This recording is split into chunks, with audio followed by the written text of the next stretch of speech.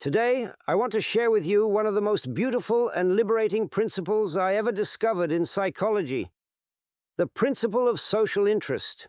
In simple terms, social interest means caring for our fellow humans, feeling a sense of community and fellowship with them, and wanting to contribute to others' well-being. And here's the wonderful paradox. When you genuinely help others, you end up helping yourself in the most profound way. We live in a time when individualism is often celebrated. Look out for number one. Focus on your own goals. There's nothing wrong with personal ambition. We talked about purpose and striving last time. But Adlerian psychology teaches that humans are by nature social creatures. We are like cells in a larger body. If the cells only served themselves, the whole body would die, and so would they. In the same way, if we live only for ourselves, we may get material things or momentary pleasures, but we often find our souls starving. We wonder why we feel lonely, disconnected, or unfulfilled, even if outwardly things seem fine. The reason is usually a lack of genuine community feeling, a lack of social interest. Adler said something very striking. It is the individual who is not interested in his fellow men who has the greatest difficulties in life and provides the greatest injury to others. It is from among such individuals that all human failures spring. Asquotes.com. Strong words, aren't they? When I first realized this truth, it changed the way I approached my work and my life. I saw that practically every person struggling with emotional problems was somehow discouraged or disengaged from the social realm. They felt they didn't belong, or they had lost trust in people, or they were caught up in self-centered thinking, often due to pain or fear. Conversely, those who were resilient and thriving had a sense of belonging and contribution. So I made it my mission to help people reconnect with others, to find their place in the community. Now, let's talk about you. Have you been feeling helpless or stuck? One surprising way out of that darkness is to reach out and help someone else. It might seem counterintuitive. How can I help others when I'm the one struggling?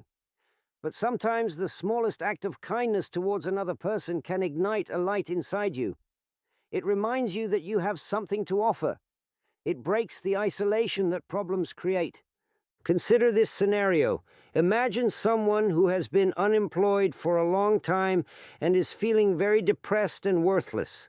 Weeks go by with no job offers, and he feels like a burden. Then one day, a neighbor falls ill and needs help getting groceries. Our unemployed friend decides to assist. After all, he has time.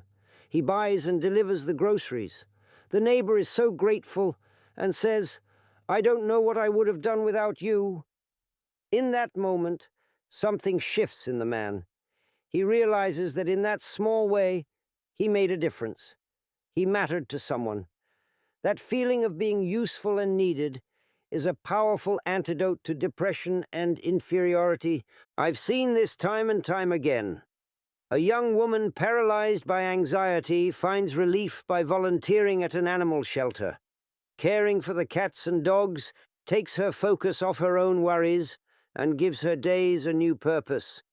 A teenager who felt isolated and angry finds camaraderie and self-worth by joining a community cleanup team or a volunteer group. An elderly widower overcome with grief starts helping at a local kindergarten to read stories to kids. He starts smiling again because he feels the children's joy and realizes his life experience can bring happiness to others. So many stories. Let me share one from history.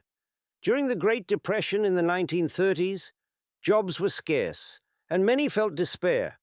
A man named Dale Carnegie, not related to Andrew Carnegie, started teaching people something simple: public speaking and interpersonal skills.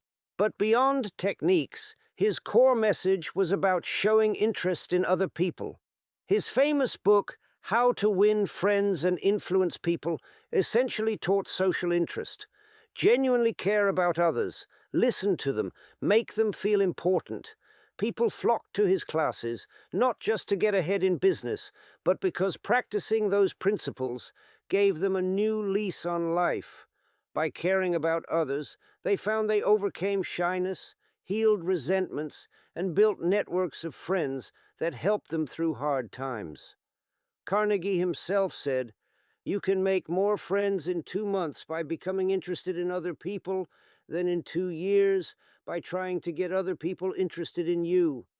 That aligns perfectly with Adlerian thinking. Now, you might say, all right, being helpful and kind is nice and all, but I'm dealing with serious issues. How will volunteering or being friendly actually solve them? Fair question. The answer is that many of our personal issues are maintained or worsened by excessive self-focus. When we're in pain, it's natural to turn inward. But sometimes we get stuck there, ruminating over our flaws, our misfortunes, our fears. Our world shrinks to me, not out of arrogance, but out of suffering. Social interest pries open that shell.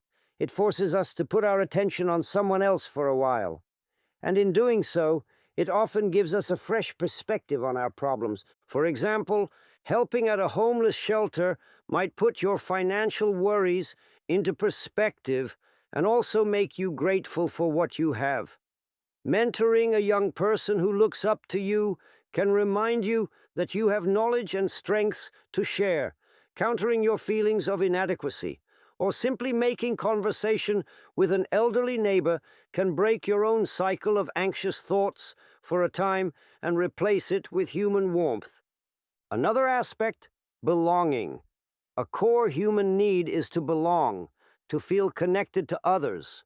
When we isolate ourselves, that need goes unmet, and we suffer. Social interest leads you to belonging because as you contribute to others, you build bonds. The co-workers you help, the community group you volunteer with, the neighbors you lend a hand to, they become part of your social fabric. You realize you're not alone in this world.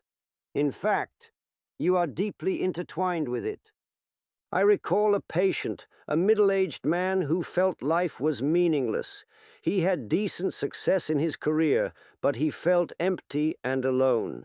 In our conversations, it emerged that he had no close relationships and never engaged with the community.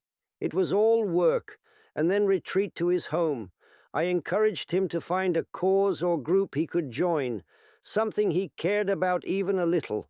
He mentioned that as a child, he loved playing soccer, but as an adult, he had let that go. So he took a brave step and joined an amateur adult soccer league. At first, he was just doing it for exercise, but he found himself making friends on the team. They started doing social events, and some of them volunteered to coach a youth soccer clinic on weekends. He tagged along, and to his surprise, he found great joy in coaching kids. A year prior, he'd have never imagined himself running around a field with a bunch of laughing children, teaching them how to kick a ball. But there he was, and he told me it was the happiest he had felt in decades. Why? Because he felt connected, useful, and part of something beyond just himself. Sometimes the simplest way to start developing social interest is through small daily acts. Offer a genuine compliment to a coworker or a stranger. Ask someone how they're doing and truly listen to their answer. If someone looks burdened with bags or struggling with a task, lend a hand. Write a thank you note or message to someone who made a difference in your life. Smile and greet people you normally pass by silently. The security guard, the janitor, the barista. Plant a tree, clean up a public space, feed a stray animal, something that contributes to the world around you. Each of these acts might seem minor, but they start training your mind towards social interest. You'll notice an interesting effect. Doing good for others often lights up your own heart with a warm glow. It's a natural high that no drug can match, the fulfillment of our social nature. Now let's address something important: authenticity. Social interest isn't about people-pleasing or bending over backwards to gain approval. In fact, it's quite the opposite of superficial flattery or manipulative niceness. True social interest comes from the heart, a genuine desire for others' welfare. You might recall from an earlier quote that those who don't trust themselves don't trust others. Similarly, to be genuinely interested in others, you have to have a basic self-respect and security in yourself. If you feel inferior and try to help others just to feel superior, that's not real social interest. Real social interest is cooperative, not competitive. This means when you help or connect, do it without expecting something in return. It's not a transaction. It's an expression of your values. Ironically, when you give without strings attached, life has a way of rewarding you many times over. Perhaps not directly from the person you helped, but the positivity you put out tends to come back in some form. People sense genuineness and are drawn to it.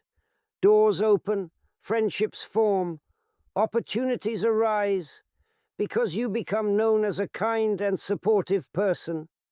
Let's bring in an example of a well-known figure, Princess Diana. She was admired not just because she was royalty, but because she used her platform to reach out to the sick and marginalized. She famously shook hands with AIDS patients at a time when people irrationally feared touching them. She walked through minefields to advocate for landmine victims. She had social interest on a global stage, compassion for strangers. And what was the result? She found a deep sense of purpose and worldwide love. She once said, "The happiest people are those who make others happy." We saw that truth in the way her face lit up when she was comforting a child or speaking to a homeless person. You don't have to be a princess or famous to practice this. Look at Mr. Rogers, Fred Rogers, an ordinary man who hosted a children's TV show. His entire message was about kindness, understanding, and caring for others. Generations of children grew up feeling valued because of his social interest in every viewer. He used to say, "Look for the helpers. You will always find people who are helping." It's a line he shared for children scared by news of crises, and it's a reminder that there is goodness in community, and we can choose to be one of those helpers. Now, I realize some of you may have been hurt by people, and it might make the idea of caring for others complicated. Perhaps you gave a lot in a relationship and got betrayed, or you were taken advantage of when you tried to help, or you just feel too shy or awkward to reach out. Social interest does not mean being a doormat or tolerating abuse. It's about healthy, positive connection. If you have been hurt, start slowly. Maybe begin by caring for someone safe, like an animal or a child, or a supportive friend who appreciates you. Or engage with others in a structured, safe environment like a class or club where you can slowly build trust. Also, social interest includes self-interest in a healthy way. To truly contribute, you also need to take care of yourself. If you neglect your own well-being entirely, you'll burn out and have little left to give. Think of it like this: you can't pour water from an empty cup. So do nurture yourself too. But often, you'll find that nurturing others is one way of nurturing your own soul. Let's do an exercise right now. A thought exercise. Think of one person in your life, perhaps a family member, a friend, or a colleague, who might be struggling, or simply could use some support or kindness. Picture that person. Now ask yourself, what is one thing I could do today or this week to make their life a little easier or brighter? It could be as simple as giving them a call to check in, or offering to babysit their kids for an afternoon, or inviting them out for a coffee to let them talk, or cooking them a meal. Got something in mind? Great. Now, commit to doing that. Mark it in your mental calendar. Next, think of one community or cause that matters to you. It could be your local neighborhood, your cultural community, or a cause like climate change, mental health, education, etc. Now ask, what is one small way I can contribute to that cause or community? Maybe it's donating a little money if you can, or volunteering a few hours, or simply spreading awareness on social media. Maybe it's attending a community meeting or helping organize a block party to get neighbors together. Choose one small action and commit to doing it. These are just starting points. What I hope you'll find is that by taking these actions, not only do others benefit, you will feel a shift in yourself, a sense of connection, a bit of pride, the good kind, that you made a difference, and a relief that comes from stepping out of your own head for a while and focusing on someone else. You might even find that some of your personal problems become easier to solve when you're not obsessing over them 24/7. It's like trying to solve a puzzle. Sometimes you need to step away and do something else. And when you come back, the solution appears more clearly. Helping others is doing something else that can indirectly help solve the puzzle of your own life. Before we wrap up, I want to emphasize that social interest is not just a one-time activity, but a mindset. It's a way of seeing the world. It's walking around with an attitude of, we're all in this together. It's like putting on a pair of glasses that highlight opportunities to connect and contribute. With those glasses on, a commute isn't just a commute. It's a chance to maybe give up your seat to someone who needs it, or chat with a fellow passenger who looks down. Work isn't just a grind. It's a place where you can mentor a junior colleague or make your team laugh on a tough day. Your neighborhood isn't just where your house is. It's a network of lives where you can play a part, whether it's greeting people, supporting local businesses, or keeping the area clean and safe. Adopting that mindset can truly transform your experience of life. Instead of asking, what can I get? You'll find yourself asking, what can I give? And ironically, the more you give, within healthy limits, the more you will receive in terms of emotional rewards, friendships, respect, and even opportunities. In Adlerian therapy, one of our goals is often to move a person from self-focus to community focus. We encourage clients to do something that benefits someone else as part of their healing process. You don't always need years of analysis. Sometimes healing comes through doing, through connecting. I've witnessed people come out of deep depressions, not just by thinking differently, but by acting differently, by volunteering, by taking care of a pet, by dedicating themselves to family duties with a new attitude of love. All right, let's summarize the key takeaways you should remember. Social interest means a genuine care for others and a desire to contribute to society. It's the opposite of isolating oneself or being solely self-focused. Helping others benefits you. It gives you a sense of purpose, increases your self-esteem, reduces loneliness, and can put your own troubles in perspective. Belonging. Through acts of social interest, you build connections and feel a sense of belonging, which is crucial for mental health and happiness. Start with small acts of kindness or helpfulness in daily life. No act is too small. Even a smile or a kind word can uplift two souls at once, yours and the other person's. Find a cause or community that resonates with you. Engage with it, because serving a cause larger than yourself can give profound meaning to your life. Balance. Help others, but also take care of yourself. Social interest isn't martyrdom, it's cooperation. You're part of the others too, so include yourself in the circle of care. Develop social interest as a habit of mind. See the world as a community that you are co-creating with others, not a battle where everyone is on their own. If trust is hard due to past hurt, start gradually and choose environments where positive, supportive people gather.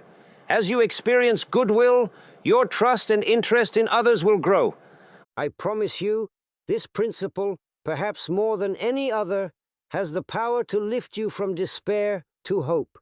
It might start as just a tiny ray of light, the good feeling from one kind act. But if you keep at it, that light will grow. You will find that as you lighten the load of others, your own load feels lighter. As you help others stand, you will find your own feet steady. As you make others smile, your own heart will fill with joy. We often think we must solve all our personal issues before we can give back. But sometimes it's by giving back that we solve our personal issues. Life has a way of rewarding a generous heart. I'll leave you with this thought. In the grand orchestra of life, none of us is a solo instrument. We are meant to play in harmony with others. When you add your melody of kindness and contribution, not only does the whole orchestra sound more beautiful, you also get to experience the richness of the symphony rather than playing alone. So go out there and practice social interest in whatever ways you can. The world needs your contribution, and you need the world. Together, we truly can create a life that is healthier, happier, and more meaningful for all.